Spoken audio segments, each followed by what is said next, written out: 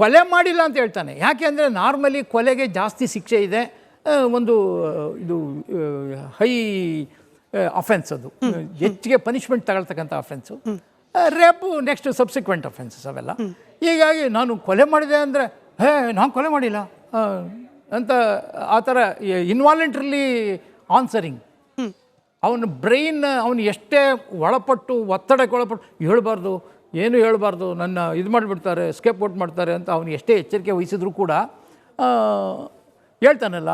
ನಾನು ಆ ಟೈಮ್ ಬಂದಾಗ ಇಲ್ಲ ಅಂತಾನೆ. ರೂಪಾಲಿ ಅವರಿಗೆ ಕೇಳಿದಾಗ ನೀನಿಲ್ಲಿ ರೋಡಲ್ಲಿ ಒತ್ಕೊಂಡು ಹೋಗುವಾಗ ನೋಡಲಿಲ್ವಾ ಅಂದರೆ ಬೆಂಡಿದ್ದೆಲ್ಲ ಸ್ವಲ್ಪ ರೋಡು ಅಂತಾನೆ. ಆಮೇಲೆ ತೋಡಲ್ಲಿ ನಮಗೇನೆ ನಾನು ತೋಡಲ್ಲಿ ಇಳಿದು ಅಲ್ಲಿ ಮುಂದೆ ಹೋಗಿದ್ದಾಗ ಅದಕ್ಕಿಂತ ಮುಂಚೆನೆ ತೋಡಲ್ಲಿ ನಿನಗೆ ನೀರು ಅಲ್ಲಿ ಭಾಳ ಇದೆಯಲ್ಲ, ನೀನು ಹೇಗೆ ಹೋದೆ? ನೀರಾಗ ಕಮ್ಮಿ ಇತ್ತಲ್ಲ. ನೋಡಿ, ಈಗ ಅವನು is concentrating is brain only on the level of water. ಇಲ್ಲಿ ರೋಡು ಇಂಜಿನಿಯರಿಂಗ್ ಬಗ್ಗೆ ಎಷ್ಟು ಬೆಂಡಿದೆ ಏನು ಅಷ್ಟು ಮಾತ್ರ ಯೋಚನೆ ಮಾಡ್ತಾನೆ. ಅವನಿಗೆ ಪಕ್ಕ ಗೊತ್ತಿದೆ, ಅವನಲ್ಲಿ ನಿಂತಿದ್ದು ಆಮೇಲೆ ಮುಂದುವರೆದ ಆಟೋ ಇದ್ರ ಪ್ರಕಾರ ಮಳೆ ಬರ್ತಿತ್ತು ಅಂತ. ಅವನು 3 ಗಂಟೆಗೆ ನಿಯರ್ಲಿ 1 ಗಂಟೆ ತನಕ ಅಲ್ಲಿಯೇ is waiting due to rain. That Soujanya case is quite accidental, not ಇದು ಅನ್ಎಕ್ಸ್ಪೆಕ್ಟೆಡ್. ಸೌಜನ್ಯ ಕೇಸಿಗೆ ರಿಲೇಟೆಡ್ ಈತ ಸಂತೋಷ್ ರಾವ್ ಅನ್ನೋದು ಯಾವಾಗ ಗೊತ್ತಾಗುತ್ತೆ, ಯಾರ ಸಮ್ಮುಖದಲ್ಲಿ ಮೊದಲ ಬಾರಿ ಗೊತ್ತಾಗುತ್ತೆ? ಯಾಕಂದ್ರೆ ಪೊಲೀಸ್ ಸ್ಟೇಷನ್ಗೆ ಬರೋ ತನಕನೂ ಈತ ಒಬ್ಬ ಕಳ್ಳ ಇರಬಹುದು ಅನ್ನೋ ಅನುಮಾನ. ಬಟ್ ಸೌಜನ್ಯ ಕೇಸಿಗೆ ರಿಲೇಟ್ ಆಗಿದ್ದು ಹೇಗೆ, ಯಾರ ಥ್ರೂ? ಅಲ್ಲಿ ಏನೋ ಒಪ್ಕೊಂಡ ಅಂತ ಅವನು. ನೀನು ಯಾಕೆ ಬಂದಿದ್ದೆ, ಎಲ್ಲಿಗೆ ಬಂದೆ, ಹೆಂಗೆ ಬಂದೆ, ಇದು question will be very. But ಒಪ್ಪಿಕೊಂಡಿಲ್ಲ, ಒಪ್ಪಿಸಿದ್ರು ಅಂತ ಹೇಳಿ ಕೆಲವರು ಆರೋಪ ಮಾಡ್ತಾರೆ. ಒಪ್ಪಿಸಿದರು ಅಂದರೆ ಅರ್ಥ ಆಗಿಲ್ಲಮ್ಮ. ಅಂದ್ರೆ ಬಲವಂತವಾಗಿ ಪೊಲೀಸರು ಅಥವಾ ಪೊಲೀಸರ ಮೇಲಿದ್ದ ಪ್ರಭಾವಿಗಳು ಆತನನ್ನ ಕನ್ಫರೆನ್ಸ್ ಮಾಡೋ ರೀತಿಯಲ್ಲಿ ಆತನ ಮೇಲೆ ಬಲವಂತ ಮಾಡಿದ್ರು ಅನ್ನೋದಕ್ಕಿನ್ನ ನಾನೇನೆ ಅದಕ್ಕೆ ಉತ್ತರ ಕೊಟ್ಬಿಡ್ತೇನೆ.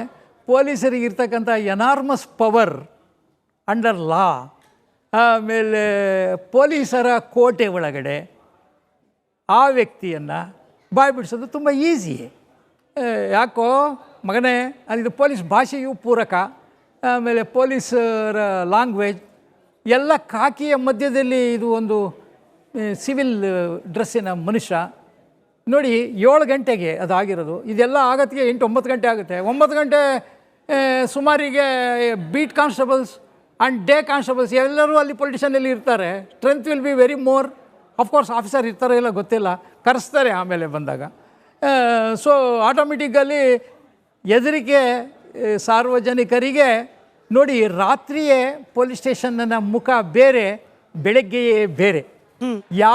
ಈಗ ಪ್ರಬಲಿ ನಮ್ಮ ಅಡ್ವೊಕೇಟ್ ಇದ್ದಾರಲ್ಲ, ಅವರಿಗೆ ಇದು ಚೆನ್ನಾಗಿ ಗೊತ್ತು ಅಂತ ಕಾಣುತ್ತೆ. ಯಾಕೆ ಅಂತ ಹೇಳಿದರೆ, ಯಾವುದೇ ಕಳ್ಳ ನನ್ನ ಸರ್ವೀಸಲ್ಲಿ ಎಕ್ಸ್ಪೀರಿಯನ್ಸ್ ಪ್ರಕಾರ ರಾತ್ರಿಯನ್ನು ಪೊಲಿಟಿಷನ್ ಕಳೀಲಿಕ್ಕೆ ಇಷ್ಟನೇ ಪಡೋಣ. ಬೆಳಗ್ಗೆನೇ 6 ಗಂಟೆಗೆ ಇಟ್ಕೊಂಡು ಹೋಗ್ಬಿಟ್ಟು ರಾತ್ರಿ 9 ಗಂಟೆ ತನಕ ಇಟ್ಕೊಳ್ಳಿ. ರಾತ್ರಿ 9 ಗಂಟೆ ಮಾತ್ರ ಮೇಲೆ ಇಟ್ಕೋಬೇಡ. ಯಾಕೆ ಅಂದರೆ 9 ಗಂಟೆ ಆದಮೇಲೆ ಪೊಲೀಸ್ ಸ್ಟೇಷನ್ಸು ಬೆಳಗ್ಗೆ ಥರದ ಪೊಲೀಸ್ ಸ್ಟೇಷನ್ಸ್ ಆಗಿರಲ್ಲ. ಅದಕ್ಕೆ ಅರ್ಥ ಆಯ್ತಲ್ಲ, ಎಲ್ಲ ಮಲ್ಕೊಂಡಿರ್ತಾರೆ ಜನ. ಇವನು ಕಿರ್ಚ್ಕೊಂಡ್ರು ಯಾರೂ ಕೇಳೋಲ್ಲ. ಕಿರ್ಚ್ಕೊಂತೀನೋ ಅಂತ ಇನ್ನೂ 2 ಎಕ್ಸ್ಟ್ರಾ ಕೊಟ್ಟಿರ್ತಾರೆ. ಈಗ ಡಿಪೆಂಡಿಂಗ್ ಅಪಾನ್ ದಿ ಸಿಚುವೇಶನ್. ಹೀಗಾಗಿ ರಾತ್ರಿ ಪೊಲೀಸ್ ಸ್ಟೇಷನ್ನಲ್ಲಿ ರಾತ್ರಿ ಕಳೆಯುವುದು ಅತ್ಯಂತ ಭಯಾನಕ ಪಬ್ಲಿಕ್ಕಿಗೆ ಅಥವಾ ಆರೋಪಿ ಅಂತ ಆ ಥರದ ಅಲಿಗೇಷನ್ ಇರುವವರಿಗೆ. ಪೊಲೀಸರಿಗಲ್ಲ, ಪೊಲೀಸರಿಗೆ ಇಸ್ ಆಲ್ರೆಡಿ ಅಲ್ಲೇ ಅದೇ ನೇಚರೇ. ಈ ಸಂತೋಷ್ ರಾವ್ನೇನೆ ಅಪರಾಧಿ ಅಂತ ಪ್ರೂವ್ ಮಾಡಲಿಕ್ಕೆ ಬಹುಶಃ ಆತನ ದೇಹದ ಮೇಲಿದ್ದ ಗಾಯದ ಗುರುತುಗಳು ಕೂಡ ಪ್ರಬಲವಾದ ಸಾಕ್ಷಿ ಆಗ್ತಿತ್ತೇನು. ಮಹಾಬಲ್ ಶೆಟ್ಟರ್ ರಿಪೋರ್ಟ್ನಲ್ಲಿ ಒಂದಷ್ಟು ಉಲ್ಲೇಖಗಳನ್ನು ಈ ಹಿಯರಿಂಗ್ ಟೈಮಲ್ಲಿ ಡೆಲಿಬರೇಟ್ ಆಗಿ ಅವಾಯ್ಡ್ ಮಾಡಲಾಯ್ತಾ? ಎಸ್ಪೆಷಲಿ ಗಾಯದ ಗುರುತು ಸಂಖ್ಯೆ 1 ನೀವು ಅಲೋ ಮಾಡಿದ್ರೆ 11, ಅದನ್ನು ನನ್ನ ಹತ್ರ ಮಹಾಬಲ್ ಶೆಟ್ಟರ್ ರಿಪೋರ್ಟ್ ಇದೆ. ಇದರಲ್ಲಿ ಅವರು ಬಹಳ ಸ್ಪೆಸಿಫಿಕ್ ಆಗಿ ಗುರುತು ಮಾಡಿ ಕೂಡ ತೋರಿಸಿದ್ದಾರೆ. ಪಾಯಿಂಟ್ ನಂಬರ್ 11, ಇಂಜುರಿ ನಂಬರ್ 11 ಅಂತ ಹೇಳಿ ಗುರುತು ಮಾಡ್ತಾರೆ. ಬಟ್ ಇದ್ರ ಬಗ್ಗೆ ಹಿಯರಿಂಗ್ ಟೈಮಲ್ಲಿ ಅಥವಾ ಕ್ರಾಸ್ ಎಕ್ಸಾಮಿನೇಷನ್ ಟೈಮಲ್ಲಿ ಹೆಚ್ಚಿಗೆ ಉಲ್ಲೇಖ ಯಾಕಾಗಲಿಲ್ಲ? ಅನೇಕರು ಹೇಳ್ತಾರೆ ಇದೆಲ್ಲವೂ ಕೂಡ ಆತನ ದೇಹದ ಮೇಲೆ ಇದ್ದಿದ್ದೆಲ್ಲವೂ ಕೂಡ ನಂತರದಲ್ಲಿ ಜನ ಸೇರಿ ಹಲ್ಲೆ ಮಾಡಿದ್ದು. ಈ ಇಂಜುರಿ ನಂಬರ್ 11 ಬಗ್ಗೆ ಯಾಕೆ ಹೆಚ್ಚಿಗೆ ಚರ್ಚೆ ಆಗಲಿಲ್ಲ ಅಂತ ಹೇಳಿ ನಾನು ಹೇಳ್ತೇನೆ.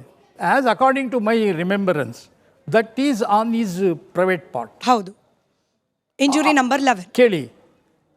ಈಗ ಅಲ್ಲಿ ಇದು ಇಂಜುರಿ ಫಸ್ಟಿಗೆ ಏನಾಗುತ್ತೆ ಅಂತ ಹೇಳಿದರೆ ದಟ್ ಅಕ್ಯೂಸ್ಡನ್ನು ಅರೆಸ್ಟ್ ಮಾಡಿ ಸಬ್ ಇನ್ಸ್ಪೆಕ್ಟರ್ ಯೋಗೀಶ್ ಅವ್ರ ಹತ್ರ ಪ್ರೊಡ್ಯೂಸ್ ಮಾಡ್ತಾರೆ.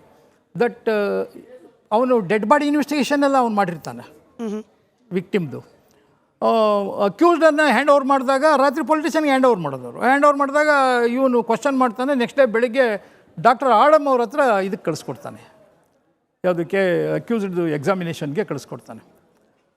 ಪ್ರಾಬಲಿ ರೇಪ್ ಕೇಸಲ್ಲಿ ಕಳಿಸ್ತೇವೆ, ಅದಕ್ಕೆ ಪೂರಕವಾದ ಎವಿಡೆನ್ಸ್ ಏನಾದ್ರು ಡಾಕ್ಟರ್ ಕೊಡ್ತಾರೆ. ಅದು ಮೈ ಮೇಲಿದ್ದ ಬಾಡಿ ಇಂಜುರೀಸನ್ನು ಅವ್ರು ನೋಟ್ ಮಾಡಿ ಕೊಟ್ಟಿರ್ತಾರೆ.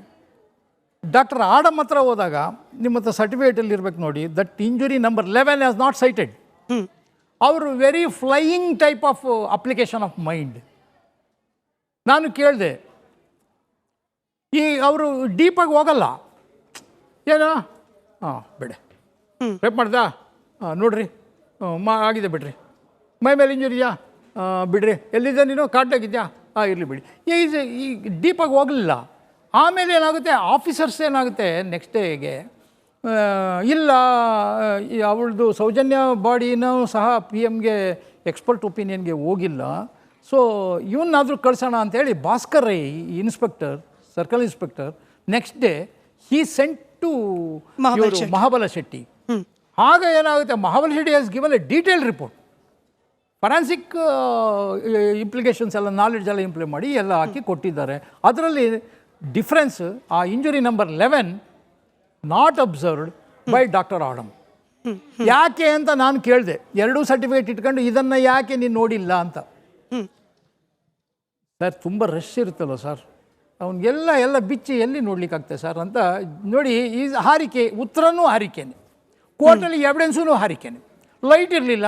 ಇದು ಪ್ರಭಾವಕ್ಕೆ ಒಳಗಾಗಿ ಬಂದ ಹಾರಿಕೆ ಉತ್ತರನ ಅಥವಾ ಬೇಸಿಕಲಿ ಅವ್ರ ನೇಚರ್ ಇದ್ದಿದ್ದೆ ಹಾಗೆ? ಅವ್ರ ನೇಚರೇ ಬೇಸಿಕಲಿ ಹಾರಿಕೆ ಉತ್ತರ. ಹಾರಿಕೆ ಉತ್ತರಕ್ಕೆ ಇನ್ನೊಬ್ಬರು ಡಾಕ್ಟ್ರು PMನಲ್ಲಿ ಮಾಡಿದ ಡಾಕ್ಟ್ರು ಹೊಣೆಗೇಡಿತನ, ನಾನು ಮಾಡಿಲ್ಲ, ನಾನು ಓನ್ಲಿ ವರ್ಕ್ಡ್ ಆ್ಯಸ್ ಇದು ಡಿಕ್ಟೇಷನ್ ಕೊಟ್ಟರು ಬರ್ಕೊಂಬಿಟ್ಟೆ ಅಷ್ಟೇ. ಸೀಲ್ ಮಾಡಿದ್ದಾರೆ ಇವರೇನೆ. ಇಲ್ಲಿವರೆಗೂ ಅಂದ್ರೆ ಸಂತೋಷ್ ರಾವ್ನನ್ನ ಹಿಡದದ್ದು, ನಂತರದಲ್ಲಿ ಆತನ ಮೆಡಿಕಲ್ ಎಕ್ಸಾಮಿನೇಷನ್ ಆಗಿದ್ದು, ಆತನೇನೆ ಸೌಜನ್ಯ ರೇಪ್ ಅಂಡ್ ಮರ್ಡರ್ ಮಾಡಿರಬಹುದು ಅನ್ನೋ ಅನುಮಾನಕ್ಕೆ ಅಥವಾ ಒಂದು ಹಂತದ ಕನ್ಕ್ಲೂಷನ್ಗೆ ಪೊಲೀಸರು ಬರೋವರೆಗೂ ಯಾರಿಗಾದ್ರೂ ಅನುಮಾನ ಪ್ರಶ್ನೆ ಇದ್ರೆ? ಒಂದು ಎಲಿಗೇಷನ್ ಇದೆ ಸರ್, ವೊಜೈನಲ್ ಸ್ವ್ಯಾಬು ಅದು 72 ಅವರ್ಸಲ್ಲಿ ಕಳಿಸ್ದೇ ಕಾರಣ ಅದು ಹಾಳಾಗಿತ್ತು ಅಂತ ಹೇಳ್ತಾ ಇದ್ದಾರೆ. ಆದ್ರಿಂದ ಅವರು ಇದೆ ಸ್ವ್ಯಾಬ್ ಕಳಿಸಿದ್ರಲ್ಲ, 72 ಅವರ್ಸ್ ಕಳಿಸಿಲ್ಲ, ಫುಲ್ ಹಾಳಾಗಿತ್ತು ಅನ್ನೋದಕ್ಕಿಂತ ಅದಕ್ಕೆ ಎವಿಡೆನ್ಷಿಯಲ್ ಕನ್ಕ್ಲೂಷನ್ ಬರೋಕ್ಕೆ ಅವರಿಗೆ ಆಗ್ಲಿಲ್ಲ ಅನ್ನೋದು. ನಿಮಗೆ ಅದರಲ್ಲಿ ಹಾಳಾಗಿತ್ತು ಅನ್ನೋದು ವಿಚಾರ ನಾಟ್ ಪರ್ಟಿಕ್ಯುಲರ್, ಹಾಳಾಗಿತ್ತು ಅಂತ ಬಂದಿಲ್ಲ, ಹಾಳಾಗಿರ್ಬಹುದು. ಕೋರ್ಟ್ ಅಬ್ಸರ್ವೇಷನ್ ಏನಾಗಿದೆ ಅಂತ, ಪ್ರಬಲಿ ಫಂಗಸ್ ಆಗಿದೆ ಅಂತ, ಒಡೆವ ದಟ್ ವಾಸ್ ರೆಕಾರ್ಡೆಡ್. ಅಂದ್ರೆ ಅದು 72 ಅವರ್ಸ್ ಬಿಫೋರ್ ಕಳಿಸಿದ್ರೆ ನಮಗೆ ಎವಿಡೆನ್ಸ್ ಸಿಗ್ತಾ ಇತ್ತು, ಬಟ್